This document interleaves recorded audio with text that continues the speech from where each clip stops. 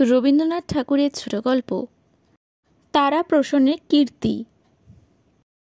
লেখক জাতির প্রকৃতি অনুসারে তারা প্রসন্ন কিছু লাজুক এবং মুখচোরা ছিলেন। লোকের কাছে বাহির হইতে গেলে তাহার সর্বনাশ উপস্থিত হইত।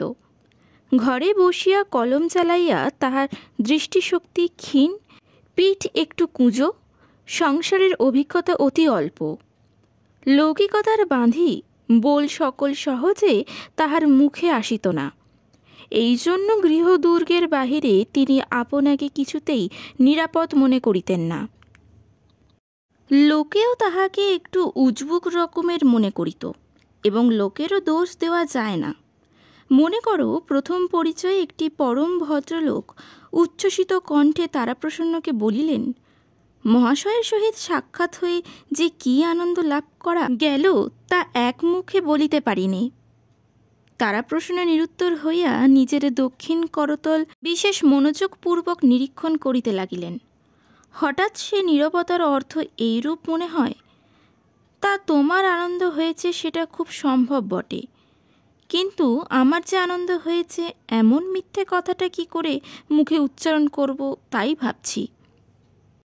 মূর্ধান্য ভোজে নিমন্ত্রণ করিয়া লক্ষ্যপতি গৃহস্বামী যখন সায়াহ্নের প্রাক্কালে পরিবেশন করিতে আরম্ভ করেন এবং মধ্যে মধ্যে বিনীত কাকুতি সহকারে ভোজ্য সামগ্রিক অকিঞ্চিৎকরত্ব সম্পর্কে তারাপ্রসন্নকে সম্বোধনপূর্বক বলিতে থাকেন, এ কিছুই না, অতি যৎসামান্য, দরিদ্রের খুদকুড়া, বিদুরের আয়োজন, মহাশয়কে কেবলই কষ্ট দেওয়া।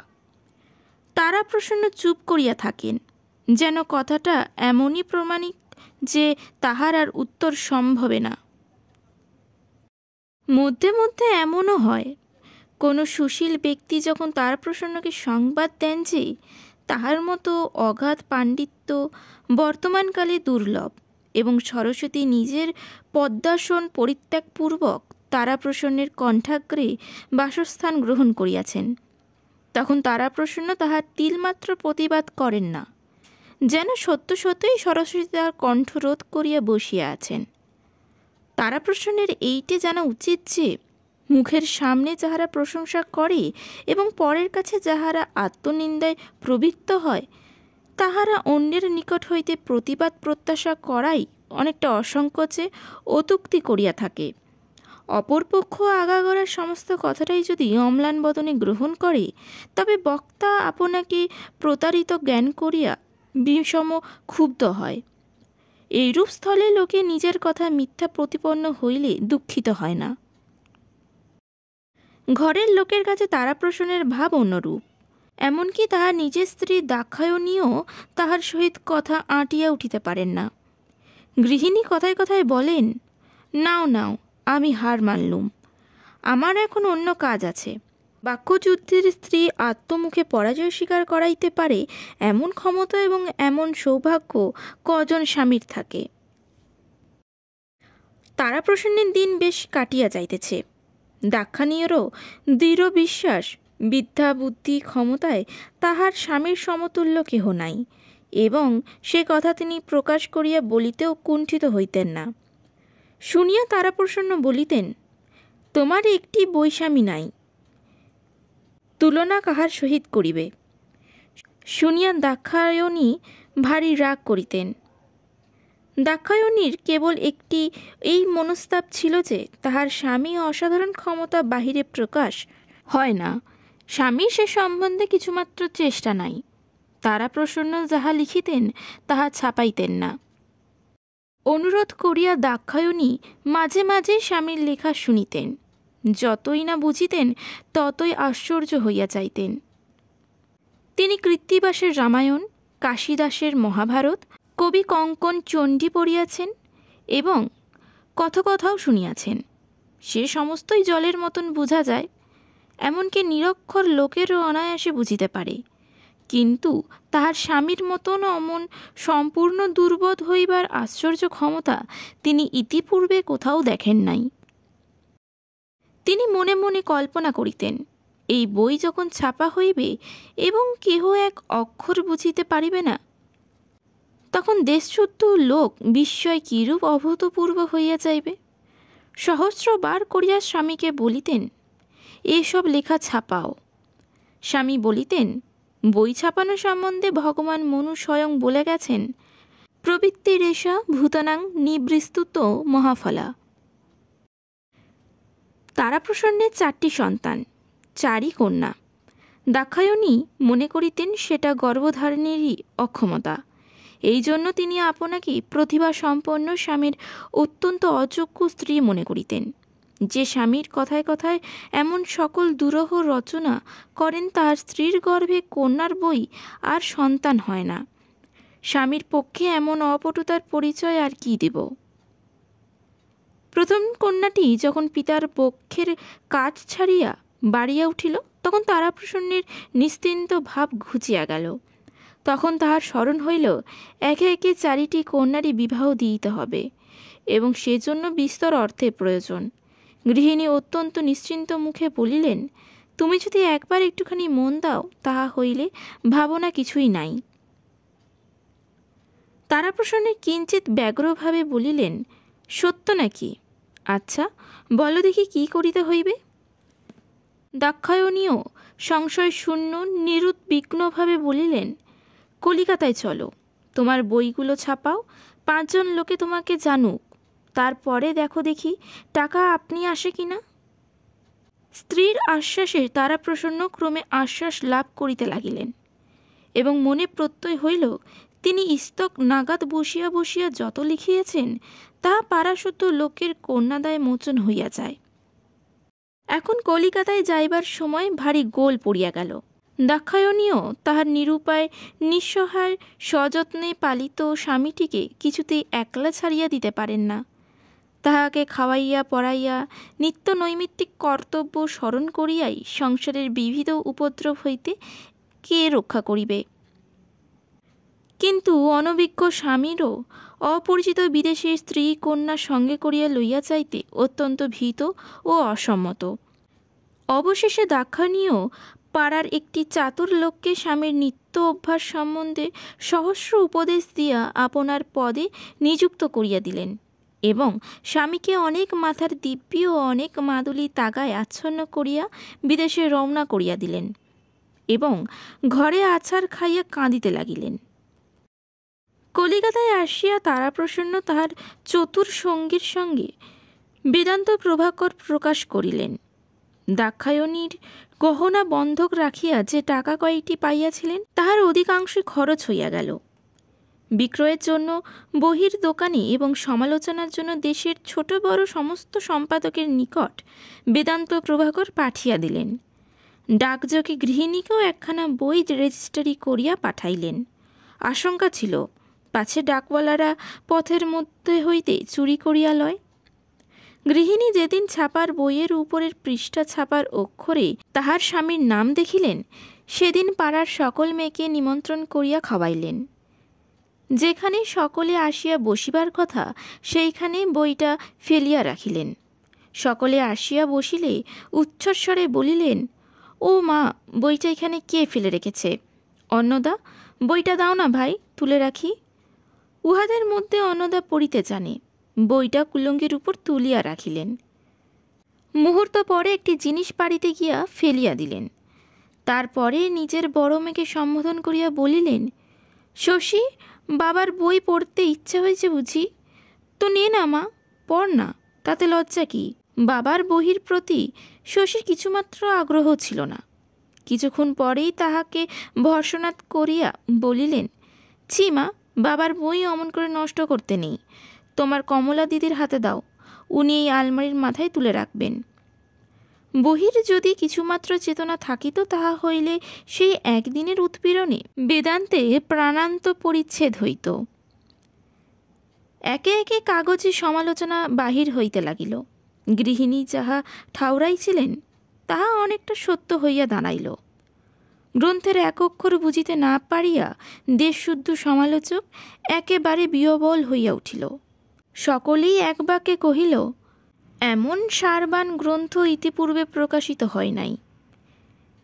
যে সকল সমালোচক রেনল্ডস এবং লন্ডনের রহস্যের বাংলা অনুবাদ ছাড়া আর কোনো বই স্পর্শ করিতে পারে না, তাহারা অত্যন্ত উৎসাহের সহিত লিখিল, দেশের ঝুরি ঝুরি নাটক নোবেলের পরিবর্তে যদি এই দু একখানি গ্রন্থর মধ্যে মধ্যে বাহির হয়, তবে বঙ্গ সাহিত্য বাস্তবিকই পাঠ্য হয়। যে ব্যক্তি পুরুষানুক্রমে বেদান্তের নাম কখনো শোনে নাই, সেই কেবল লিখিল। তারাপ্রসন্নবাবুর সহিত সকল স্থানে আমাদের মতের মিল হয় নাই। স্থানাভাববশত এ স্থলে তাহার উল্লেখ করিলাম না, কিন্তু মোটের উপরে গ্রন্থকারের সহিত আমাদের মতের অনেক ঐক্যই লক্ষিত হয়। কথাটা যদি সত্য হইত, তাহা হইলে মোটের উপর গ্রন্থখানি পুড়িয়া ফেলা উচিত ছিল। দেশের যেখানে যত লাইব্রেরি ছিল এবং ছিল না তাহার সম্পাদকগণ মুদ্রার পরিবর্তে মুদ্রাঙ্কিত পত্রে তারাপ্রসন্নের গ্রন্থ ভিক্ষা চাহিয়া পাঠাইলেন। অনেকেই লিখিল, আপনার এই চিন্তাশীল গ্রন্থে দেশের একটি মহৎ অভাব দূর হইয়াছে। চিন্তাশীল গ্রন্থ কাহাকে বলে তারাপ্রসন্ন ঠিক বুঝিতে পারিলেন না, কিন্তু পুলকিত চিত্রে ঘর হইতে মাসুল দিয়া প্রত্যেক লাইব্রেরিতে বেদান্ত প্রভাকর পাঠাইয়া দিলেন। এইরূপে অজস্র স্তুতিবাক্যে তারাপ্রসন্ন যখন অতিমাত্র উৎফুল্লিত হইয়া উঠিয়াছেন, এমন সময় পত্র পাইলেন দাক্ষায়ণীর পঞ্চম সন্তান সম্ভাবনা অতি নিকটবর্তী হইয়াছে। তখন রক্ষকটিকে সঙ্গে করিয়া অর্থ সংগ্রহের জন্য দোকানে গিয়া উপস্থিত হইলেন। সকল দোকানদার এক বাক্যে বলিল, একখানি বইও বিক্রি হয় নাই। কেবল এক জায়গায় শুনিলেন, মফস্বল হইতে কে একজন তাহার এক বই চাহিয়া পাঠাইয়াছিল এবং তাহাকে ভ্যালুপেবেলে পাঠানোও হইয়াছিল, কিন্তু বই ফেরত আসিয়াছে, কেহ গ্রহণ করে নাই। দোকানদারকে তাহার মাসুল দণ্ড দিতে হইয়াছে। সেজন্য সে ভীষণ আক্রোশে গ্রন্থকারের সমস্ত বহি তখনই তাহাকে প্রত্যাবর্তন করিতে উদ্যত হইল। গ্রন্থাগার বাসায় ফিরিয়া আসিয়া অনেক ভাবিলেন, কিন্তু কিছুই বুঝিয়া উঠিতে পারিলেন না। তাহার চিন্তাশীল গ্রন্থ সম্বন্ধে যতই চিন্তা করিলেন, ততই অধিকতর উদ্বিগ্ন হইয়া উঠিতে লাগিলেন। অবশেষে যে কয়েকটি টাকা অবশিষ্ট ছিল, তাহাই অবলম্বন করিয়া অবিলম্বে গৃহাভিমুখে যাত্রা করিলেন। তারাপ্রসন্ন গৃহিণীর নিকট আসিয়া অত্যন্ত আড়ম্বরের সহিত প্রফুল্লতা প্রকাশ করিলেন। দাক্ষায়ণী শুভ সংবাদের জন্য সহাস্যমুখে প্রতীক্ষা করিয়া রহিলেন। তখন তারাপ্রসন্ন একখানি গৌরবার্তাবহ আনিয়া গৃহিণী করে মেলিয়া দিলেন।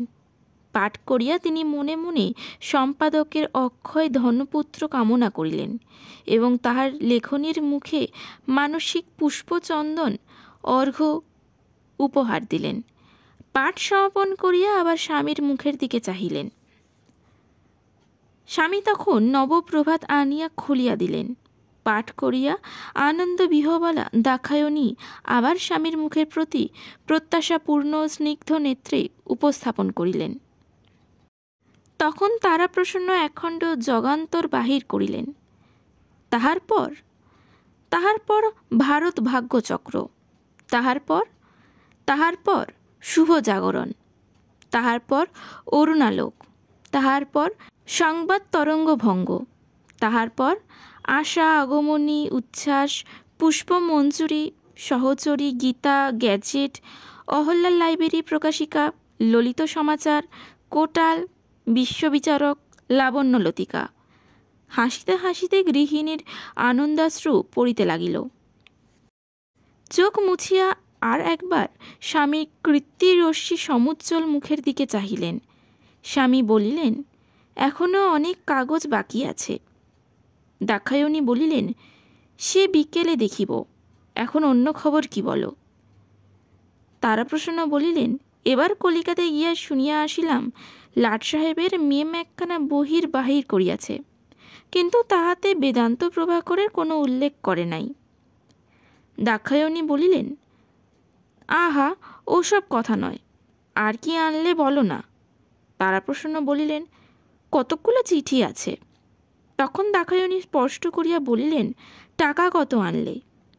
তারাপ্রসন্ন বলিলেন, বিধুভূষণের কাছে 5 টাকা হাওলাত করে এসেছি। অবশেষে দাক্ষায়ণী যখন সমস্ত বৃত্তান্ত শুনিলেন, তখন পৃথিবীর সাধুতা সম্বন্ধে তার সমস্ত বিশ্বাস বিপর্যস্ত হইয়া গেল। নিশ্চয়ই দোকানদারেরা তাহার স্বামীকে ঠকাইয়াছে এবং বাংলাদেশের সমস্ত ক্রেতা ষড়যন্ত্র করিয়া দোকানদারেদের ঠকাইয়াছে। অবশেষে সহসা মনে হইল, যাহাকে তিনি প্রতিনিধি করিয়া স্বামীর সহিত পাঠাইয়াছিলেন, সেই বিধুভূষণ দোকানদারের সহিত তলে তলে যোগ দিয়াছে, এবং যত বেলা যাইতে লাগিল ততই তিনি পরিষ্কার বুঝিতে পারিলেন। ওপাড়ার বিশ্বম্বর চাটুজ্জে তাহার স্বামীর পরম শত্রু, নিশ্চয়ই এ সম্বন্ধে তাহারাই চক্রান্ত ঘটিয়াছে। তাই বটে, যেদিন তাহার স্বামীর কলিকাতায় যাত্রা করেন তাহার 2 দিন পরেই বিশ্বম্বরকে বটতলায় দাঁড়াইয়া কানাইপালের সহিত কথা কহিতে দেখা গিয়াছিল। কিন্তু বিশ্বম্বর মাঝে মাঝে প্রায় কানাইপালের সহিত কথাবার্তা কয় নাকি, এজন্য তখন কিছু মনে হয় নাই। এখন সমস্ত জলের মতন বোঝা যাইতেছে। এদিকে দাক্ষায়ণীর সাংসারিক দুর্ভাবনা ক্রমেই বাড়িতে লাগিল। যখন অস্ত্র সংগ্রহের এই একমাত্র সহজ উপায় নিষ্ফল হইল, তখন আপনার কন্যা প্রসবের অপরাধ তাহাকে চতুর্গুণ দগ্ধ করিতে লাগিল। বিশ্বম্বর, বিধুভূষণ অথবা বাংলাদেশের অধিবাসীদিগকে এই অপরাধের জন্য দায়ী করিতে পারিলেন না। সমস্তই একলা নিজের স্কন্ধে তুলিয়া লইতে হইল। কেবল যে মেয়েরা জন্মাইয়াছে এবং জন্মাইবে তাহাদিগকেও কিঞ্চিৎ কিঞ্চিৎ অংশ দিলেন। অহরাত্র মুহূর্তের জন্য তাহার মনে আর শান্তি রহিল না। আসন্ন প্রসবকালে দাক্ষায়ণীর শারীরিক অবস্থা এমন হইল যে সকলের বিশেষ আশঙ্কার কারণ হইয়া দাঁড়াইল। নিরুপায় তারাপ্রসন্ন পাগলের মতন হইয়া বিশ্বম্বরের কাছে গিয়া বলিল, দাদা, আমার এই খান 50 বই বাঁধা রাখিয়া যদি কিছু টাকা দাও তো আমি শহর হইতে ভালো দাই আনাই। বিশ্বম্বর বলিল, ভাই, সেজন্য ভাবনা নাই, টাকা যাহা লাগে আমি দিব, তুমি বই লইয়া যাও। এই বলিয়া কানাইপালের সহিত অনেক বলা কহা করিয়া কিঞ্চিৎ টাকা সংগ্রহ করিয়া আনিল এবং বিধুভূষণ স্বয়ং গিয়া নিজে হইতে পাথেয় দিয়া কলিকাতা হইতে ধাত্রী আনিল। দাক্ষায়ণী কি মনে করিয়া স্বামীকে ঘরে ডাকাইয়া আনিলেন এবং মাথার দিব্যি দিয়া বলিলেন, যখনই তোমার সেই বেদনার উপক্রম হইবে, স্বপ্নলব্ধ ঔষধটা খাইতে ভুলিও না, আর সেই সন্ন্যাসীর মাদুলিটা কখনো খুলিয়েও রাখিও না। আর এমন ছোটোখাটো সহস্র বিষয় স্বামীর 2টি হাত ধরিয়া অঙ্গীকার করিয়া লইলেন। আর বলিলেন, বিধুভূষণের উপর কিছুই বিশ্বাস নাই, সেই তাহার স্বামীর সর্বনাশ করিয়াছে। নতুবা ঔষধ, মাধুলি এবং মাথার দিব্যসম্মত তাহার সমস্ত স্বামীটিকে তাহার হস্তে দিয়া যাইতেন। তারপরে মহাদেবের মতন তাহার বিশ্বাসপ্রবণ ভোলানাথ স্বামীটিকে পৃথিবীর নির্মম কুটিল বুদ্ধি চক্রান্তকারীদের সম্বন্ধে বারবার সতর্ক করিয়া দিলেন। অবশেষে চুপি চুপি বলিলেন, দেখো, আমার যে মেয়েটি হইবে সে যদি বাঁচে তাহার নাম রাখিও বেদান্ত প্রভা, তারপরে তাহাকে শুধু প্রভা বলিয়া ডাকিলেই চলিবে। এই বলিয়া স্বামীর পায়ের ধুলা মাথায় লইলেন।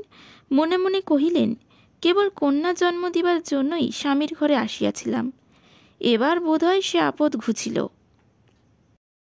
ধাত্রী যখন বলিল, মা, একবার দেখো মেয়েটি কি সুন্দর হয়েছে, মা একবার চাহিয়া নেত্র নির্মিলন করিলেন, মৃদুস্বরে বলিলেন, বেদান্ত প্রভা। তারপরে ইহ সংসারে আর একটি কথা বলিবারও অবসর পাইলেন না। নমস্কার।